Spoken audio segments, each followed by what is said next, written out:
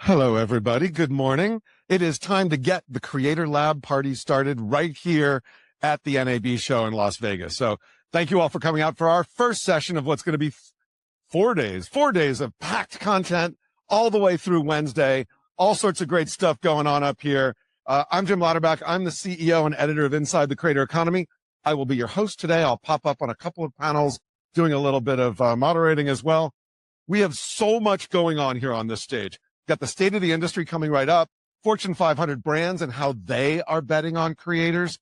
We'll find out about how you can scale your business as a creator. We have a couple of people working at some of the top creator studios out there who will be up here. Talk about the clipping revolution, how we measure impact beyond views, so much here. So also, as you're here at the Creator Lab, don't forget to visit all of our great companies here. They have their booths. They're showing off amazing stuff. So walk around, take a look at what's there. Really great ways to build your creator business with all the people that are here in the Creator Lab. Tomorrow, we have a happy hour here from 5 to 6, sponsored by Black Magic. That's going to be a lot of fun. But what's really going to be fun is getting this next session on stage. We're going to talk about the state of the creator economy. So we're going to kick it off with a look at emerging trends, a look at real challenges, and the opportunities that are coming from everything that's happening next. So give a big round of applause to our next group. Our first group, Drew Baldwin, co-founder and CEO, Tubefilter. He will be moderating. Pierre-Loïc Assayag, co-founder and CEO at Traackr. Alessandro Bogliari, the co-founder and CEO at the Influencer Marketing Factory. And Natalie Jarvie, editor of Like and Subscribe, a great newsletter that you should actually subscribe to from Ankler Media. Drew, come on down. Big round of applause for these guys. Can you hear me? Oh, how are you doing today? How's everyone? Thank you for showing up early. Appreciate it. I took the monorail, which I barely made it. Thank you so much. How many of you here are creators? And how many of you consider yourselves marketers or advertisers? Okay, great. So the way we're going to break down today's short session, talking about the state of the creator economy, and it's really like the now and the future we're going to be talking about, is talk a little bit on the brand side and on the creator side, and then we're going to look to the future about that. And if we have time, we'll ask some questions. Otherwise, feel free to reach out to us. We'll provide contact information. I think my name is Drew Baldwin, and I think we're going to introduce ourselves really quick because we have some stuff. No? Yes? Am I doing this right? I don't know. I might need help. Okay. So, Tubefilter, we're a media company. We write about the business of the creator economy. We've been doing it for almost 20 years. And we also have a data analytics platform called Gospel. And we've just put out the most comprehensive look at creator brand partnerships. Take a look at this QR code and grab it. And you can see like what are the major trends with YouTube sponsorship. So if you're a creator looking for sponsorship integration, this is the biggest resource. And this report is a great way to summarize the trends of the past year. We'll talk a little bit more, but I'll move on to my next.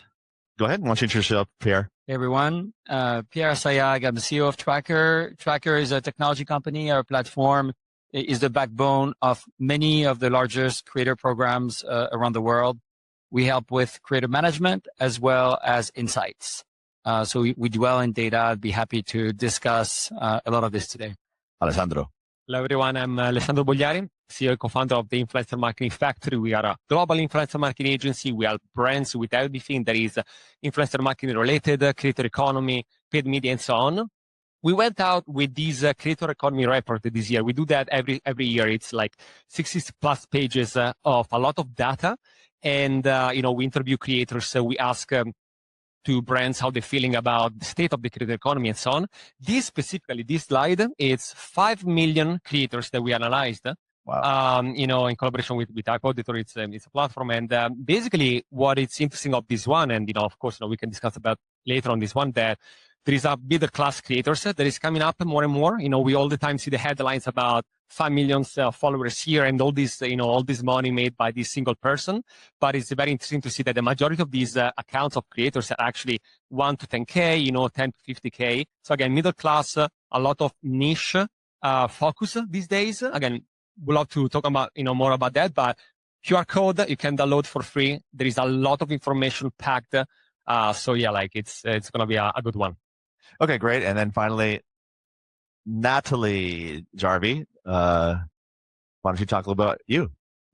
Hi, like Drew said, I'm Natalie. I'm a journalist. I've been writing about the intersection of technology and Hollywood for over a decade with a particular focus on the creator economy.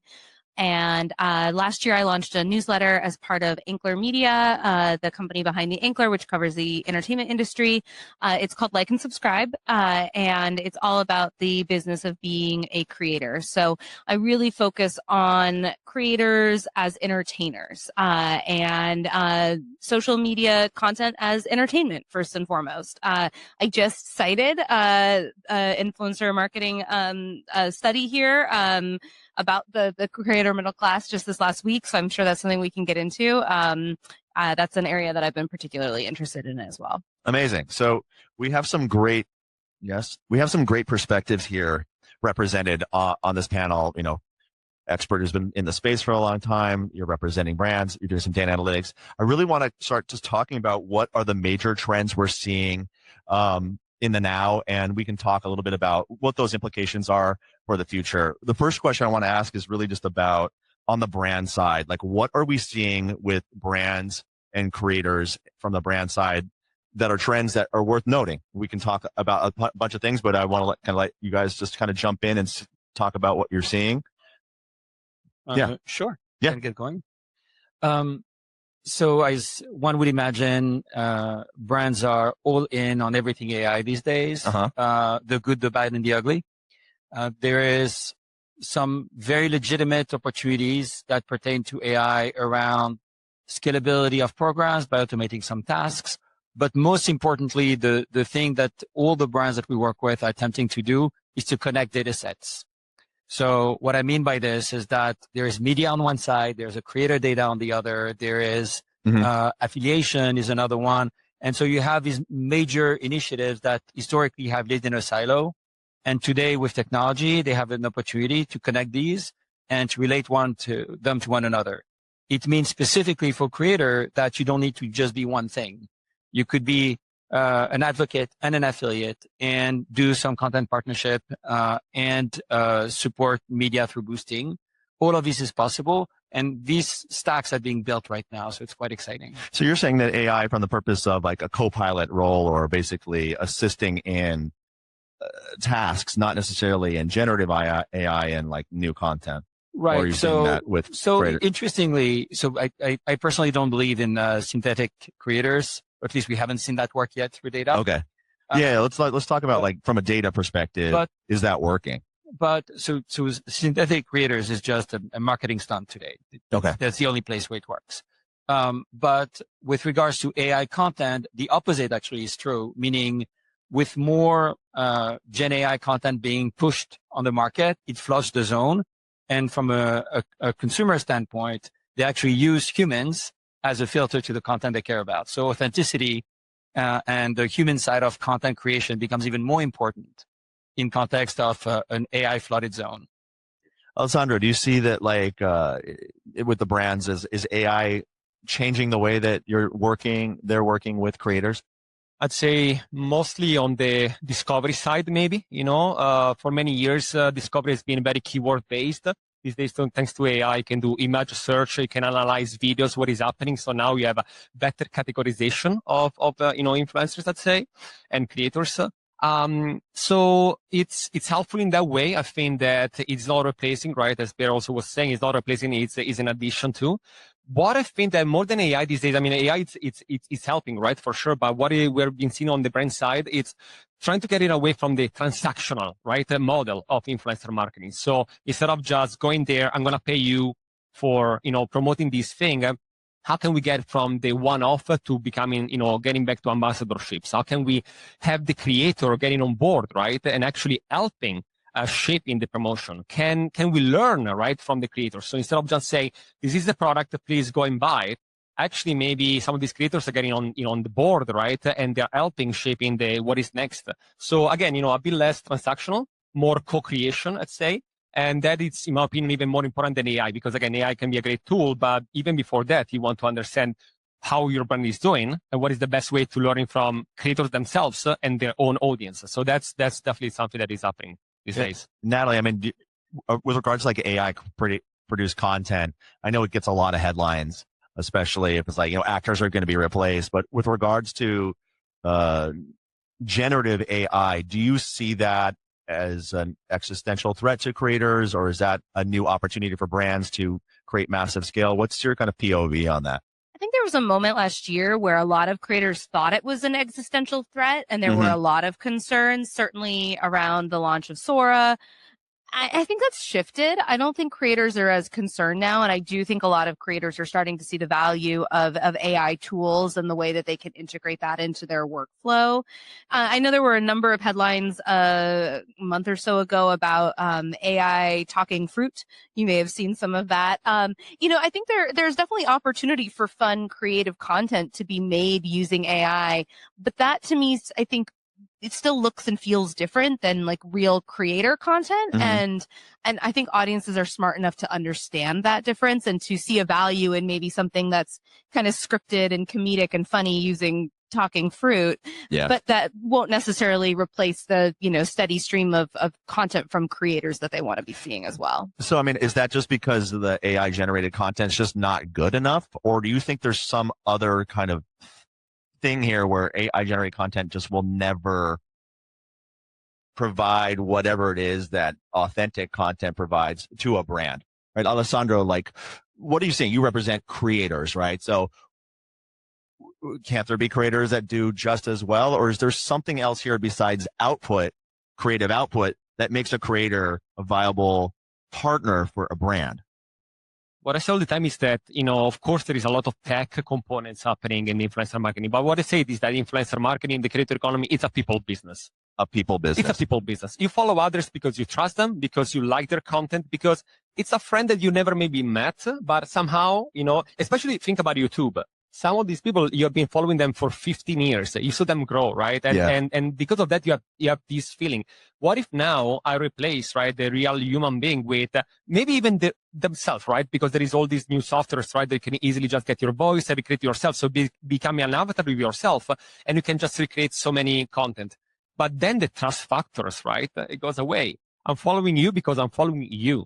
If now I'm following someone that doesn't really have, a soul, that doesn't have experiences and so on, why am I doing that even, right? And so, again, AI, all these can help, can be interesting, right? I think there's some of this experimentation. But at the end of the day, I follow others because I can see part of me in someone else that is in front of the screen. So that's very interesting, because I feel like so much of generative AI is about output. And we're learning through this onslaught of output and the AI slop that we see that there's some other value than final product that engages audiences, but also engages brands, right? Because I think what I'm learning here is that there's more to influencer marketing than videos and viewership, right? Because originally, I think an influencer or a content creator was both a media platform and a creative outlet, right? You do a deal with me, you're going to get your numbers because I have a huge audience, but I'm also going to do the creative. Now it sounds to me that there's a decoupling between impact and audience reach and creative. And that's going to create possibly a new opportunity for creators. And I think one of the instruments by which brands are doing that is with boosting.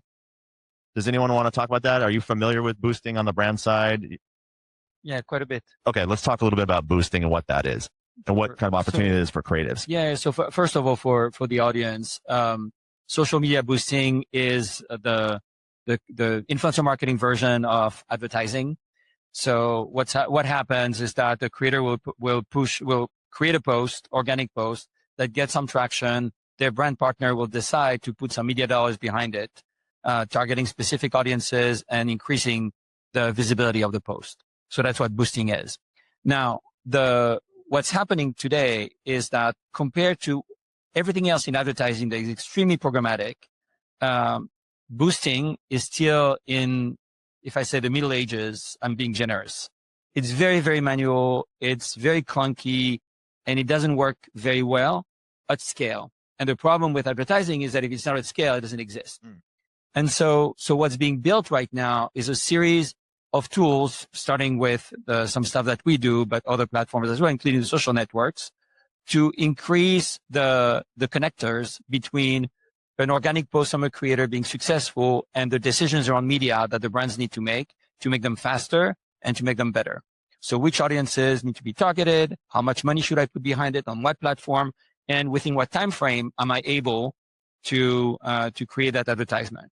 So all of this is being built in front of our eyes. There's a huge opportunity. Right now, we went from a lot of brands spending way too much money without the data on boosting, to brands just clamping down on boosting because they haven't needed the results. Surprise, surprise.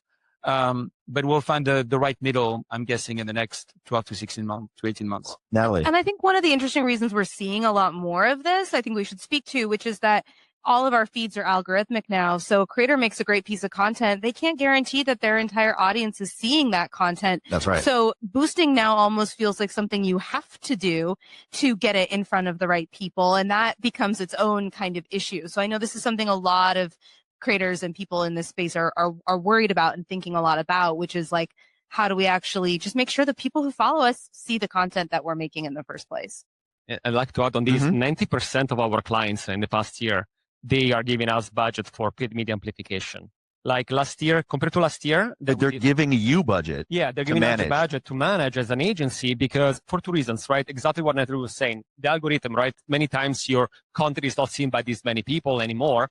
So first of all, you want to boost it. And secondly, it's about ROI and ROAS, right? So basically the return on investment and the return on the advertising, spending. Because these days, if you think about it, anytime that you have an extra click, at the end of the funnel, right, you're losing basically momentum because now you're saying, oh, there is a link in bio, go in there. And unfortunately, algorithm doesn't like when you say link in bio. So it's going to show about like, your content and so on. So now you're putting budget behind, you are guaranteed to have a link that you can click within, right, the advertising. And you go directly to a landing page, to an Amazon page, to a cart and whatever. And now you can actually track the performance, not only of is influencer marketing working, is the creator going working, the specific influencer with that content brought this amount of money in. And so now next time I can double down and, give even more money to that specific influencer or creator because brought the majority of ROI. So then what's the implication here on creativity, on taste, on what is the white space and opportunity now for creators that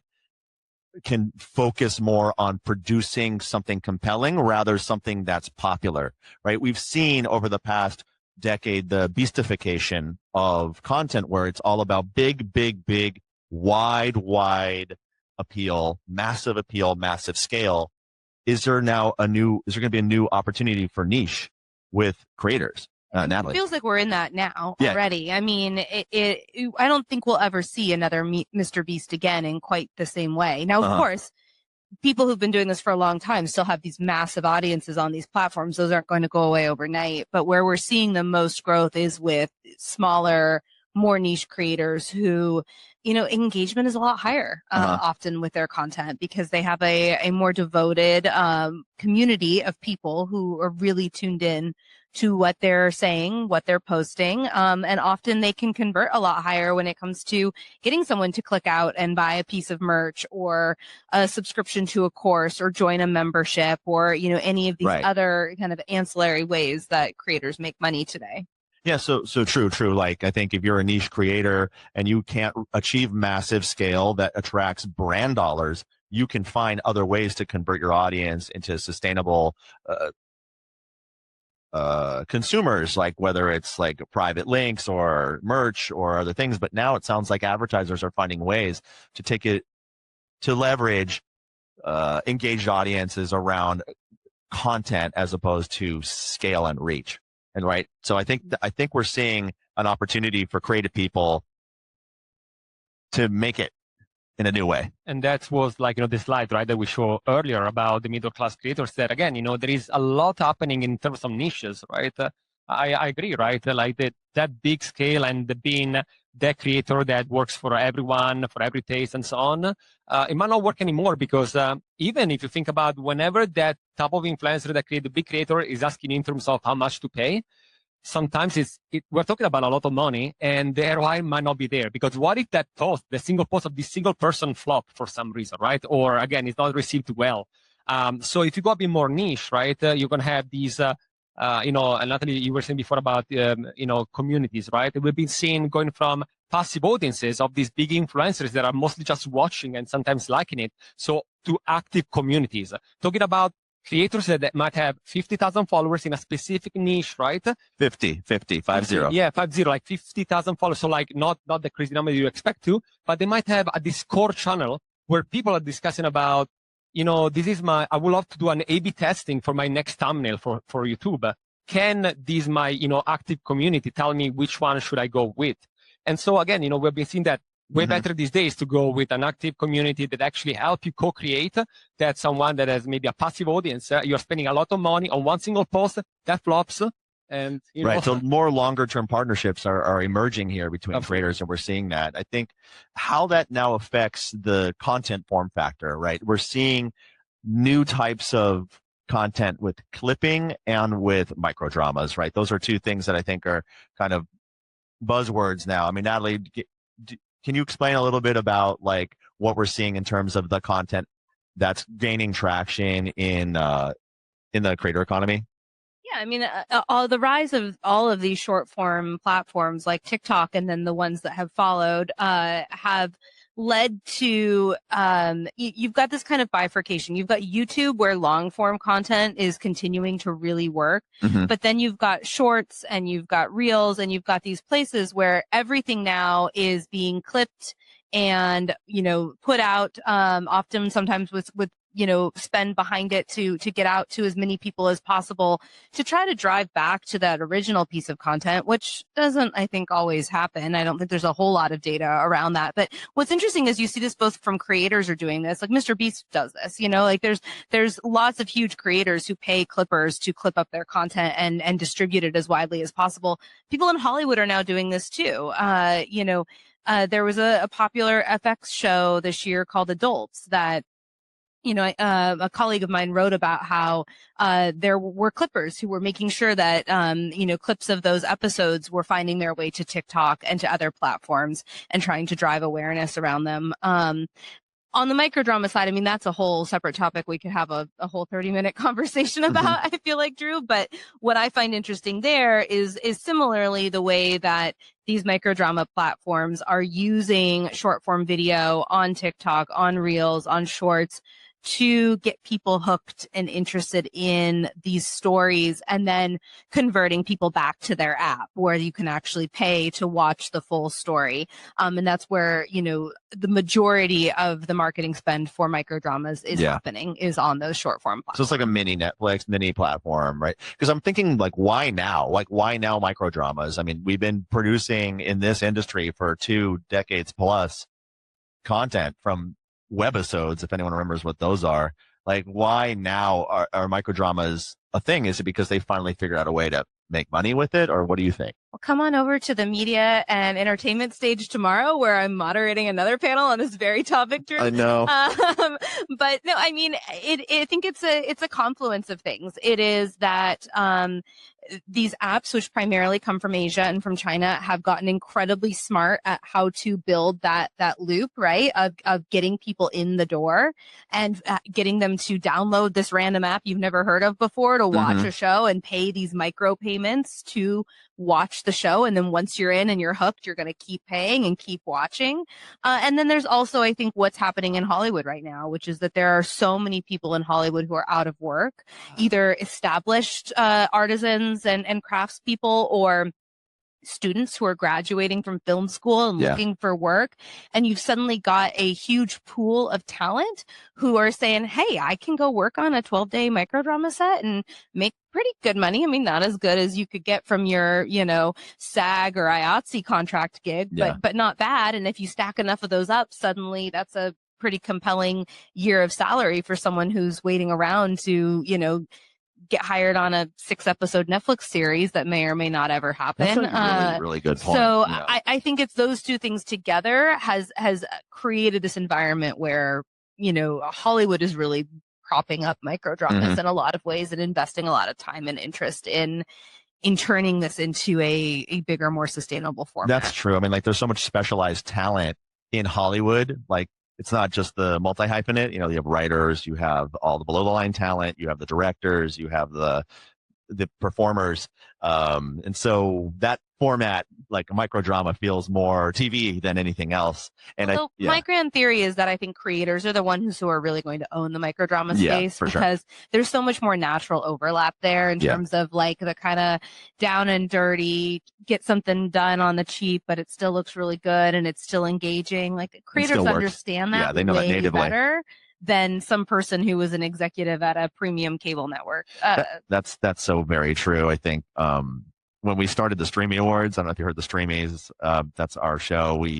It came right after the Writers Guild strike, and there was like a platform called Strike TV, and that was like, it was kind of like not microdramas because they were trying to do full 30-minute episodes, but the idea was like there's all these out of work people that were trying to do something, and so it's funny these cycles happen. And I want to actually, yes, thank you. Speaking of cycles, like where are we in the live video cycle? Because over the last 20 years, we've been doing this, like live comes and then live, you know, it ebbs and flows. Right now, I think we're like at like an ebb tide on live. Particularly what made me think of this is that, you know, a lot of Asian and Chinese apps about live shopping is happening, but are you seeing that as like another marketing moment, or is this really the future? You know, I think that when people think about live sessions, they think it's, you know, you just go in front of a camera and you can just do it, you know. But I think that we're missing the type of role, I'd say, for a good like live streamer. Okay. Because, you know, you can have live streamers on Twitch or, you know, gaming and so on. But when you do like, for instance, like live commerce, right? Yeah. That again in China is working like social commerce. Like social commerce, and you do that live. You need a specific type of role that, again, you know, in China, Indonesia, like many other like Asian, East Asian countries works well. That I think that in the US, Europe, I think it's currently missing. It's someone that not only knows very well the product, they can be on live for 6 to 8 hours, non-stop. They need to know everything about, they need to know how to, engage with the audience, because they will ask you questions. Can I see this in a different color? Can you try that on? And so on. You need a moderator, right? They can check on the real-time comments and just being able to see what is noise and what is a question. You need to have there is so much production behind that I think that people take it a bit, you know, like they think you just go live and that's about it. So I think that we're missing that. Like, again, if you see, there are stories about like, you know, China where, there are all these mini booths, right? And every person has one camera right in front of them and they just stream and they try to sell the most possible. So again, I think it's a model that in certain countries works well. Here, we're still, I don't know. I think it's easy. The idea is easy. The execution might be a bit more difficult. I think of live as being a little bit top of the funnel. If you think about all of the content that a creator can make, like if you look at TBPN, which just sold to OpenAI, right? People have been talking a lot about that deal recently. What was really interesting to me when I spent time with that team is that they produce a 3-hour daily live show. And then they release it as a podcast on their RSS feed. And then they do a cut down version of the 3-hour live show, and they release that one as its own podcast. And then they also put that cut down, the video podcast episodes up on YouTube. And then they've also got clips. And so live is really just the means through which they generate all that content in a really cost effective way, because they've got a standing set. They're bringing, you know, people on to do interviews. They've got a couple, you know, cameras that aren't moving. That's an incredible way to make a lot of content that then you can extract as much value as possible out of in this ecosystem. Yeah, it's like Anthony Bourdain, like, you know, you have like the high-end restaurant where you have like the nice cuts of salmon, but then you take the strips and you put those into like the fish tacos, you know, for the brasserie. And then of course it always ends up in the cipollini soup at the end. You know, you never let any food go to waste, right? It's the same kind of concept here with content. The last thing I wanted to touch on in the last 90 seconds is the rise of the creator studio. Like, we're seeing this more and more. We have Darman speaking here in Darman Studios here at NAB Show. And what Darman has successfully done is remove his face, so to speak, from the content, which is something I think that Beast is struggling with, because Mr. Beast needs to necessarily be part of every piece of content. And although he's a superhuman that works 24 hours a day, that his own limitation is himself, right? He can't, there's not a lot of Mr. Beast content in which Mr. Beast, you know, Jimmy Donaldson is not in. Whereas Darman has figured out a way to create a form factor in which he can lend his popularity to promoting, but he isn't an essential bottleneck in terms of output. Are we seeing any more trends around creator studios and the ability to scale in the last 40 seconds? Yeah, Pierre. So I can't say that there's a trend in this respect specifically, but if you broaden the point and think of creator native brands in general, so beyond the content, it's definitely happening, and it's happening very successfully, including from celebrities that manage to outgrow their brand with the set of creators that they work with. But what does that mean, celebrities that outgrow their brand? So you can take Charlotte Tilbury would be an example. Rare Beauty would be another one. Yeah. So you have a lot of brands that are born with a creator at the center that are the image of the brand at first, but outgrowing the brand means that the community of creators ends up being the ones carrying the load to grow and scale the brand. Oh, I see what you're saying. That's interesting. And it's happening left and right. I'll just say quickly too, something to think about is not just what you're seeing in the content, right? Whose face is in the videos, but also what are the creators doing behind the scenes to create an environment in which they can take a step back. Darman hired a president, hired someone who, a CEO, I think, who came from traditional Hollywood. I noticed that Jesser, the popular YouTube creator, recently announced a big kind of reorganization of the holding company. And this isn't just for optics. Like, this is for real. This is real. They're hiring Dude Perfect brought on someone who'd worked at the NBA to run their business. Like, you know, these creators are not just removing themselves from the camera, but they're also creating mini studios, creating media companies behind the scenes that will then allow them to have a foundation to bring in other talent, to expand to a brand, to merch, to live events, you know, whatever, and create that, you know, platform that allows them to take a step back. Yeah. Not only are they looking for these people are taking these jobs, which means, you know, they're betting on this industry and the opportunity and growth. We're over time. I really do greatly appreciate, our panelists, and thank you so much. Let's give them a round of applause for their time and expertise. And we got to get moving, but did everyone get a chance to get those QR codes? Does anyone, you got it? No, you didn't. Can we run through it? Am I going to be in trouble? No, I can't go backwards. How do you go backwards on this? Like and subscribe. And we do have panels happening on another stage all about the more traditional Hollywood space. So stay here, but also come check us out over in the North Hall. Got this? Got this? And then this is the most important one. Oh, no. That one. Thank you. Thank you, everybody.